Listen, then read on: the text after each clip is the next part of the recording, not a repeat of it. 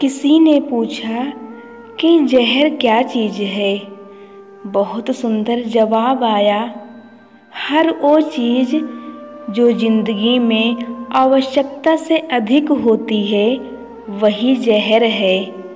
फिर चाहे वह धन हो, भूख हो, लालच हो, अभिमान हो, आलस हो, महत्वाकांक्षा हो, प्रेम हो या फिर घृणा हो, आवश्यकता से अधिक होना जहर ही है।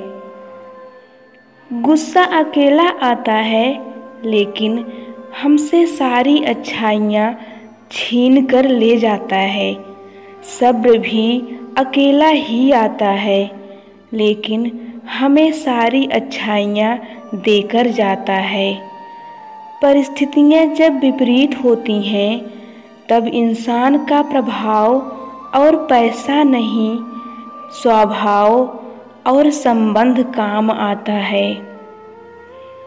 मंदिर में नारियल तोड़ना ये बताता है कि सबसे पहले हम नारियल की जटा हटाते हैं। ये जटा है हमारी इच्छाएं, जिन्हें सबसे पहले हटाना है। फिर उसका कठोर हिस्सा तोड़ते हैं।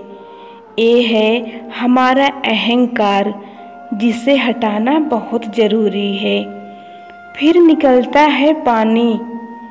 ये हमारे अंदर के नकारात्मक विचार हैं, जिनके निकल जाने के बाद फिर आती है शुद्ध सफ़ेद गरी, जो कि आत्मा का प्रतीक है। बिना इच्छा, अहंकार और नकारात्मक सोच हटाए हम परमात्मा से नहीं मिल सकते हैं। किसी ने पूछा, मौन और मुस्कान में क्या अंतर होता है? बहुत सुंदर जवाब आया, मौन और मुस्कान दो शक्तिशाली हथियार होते हैं। मुस्कान से कई समस्याओं को हल किया जा सकता है और मौन रहकर कई समस्याओं को दूर रखा जा सकता है। यह एक कड़वा सच है कि जन्म होने पर बांटने वाली मिठाई से शुरू जिंदगी का यह सफ़र श्राद्ध की खीर पर आकर ख़त्म हो जाता है। और यही तो जीवन की मिठास है। बहुत ही दुर्भाग्य की बात यह है कि इंसान इन दोनों समय में ये दोनों चीज़ें नहीं खा पाता। जिंदगी यही तो है, आकर नहाए और नहा कर चल दिए।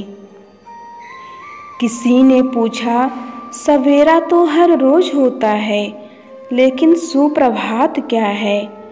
बहुत सुंदर जवाब आया, जीवन में जिस दिन आप अपने अंदर की बुराइयों को ख़त्म करके अच्छे विचारों को अपना कर अपनी सुबह की शुरुआत मीठी वाणी से करते हैं तो वही सुप्रभात है।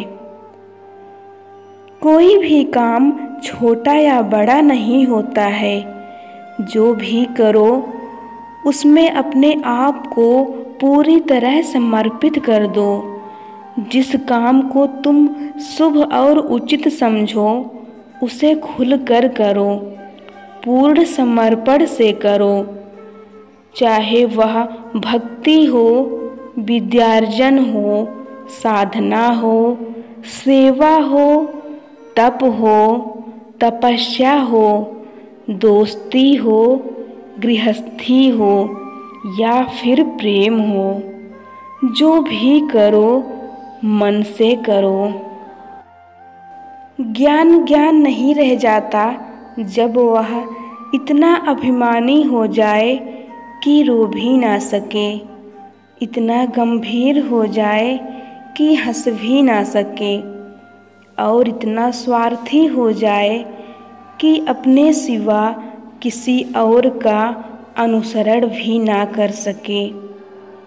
हमेशा याद रखना, अगर बुरे लोग सिर्फ समझाने से समझ जाते तो बांसुरी बजाने वाला कभी महाभारत होने ही नहीं देता।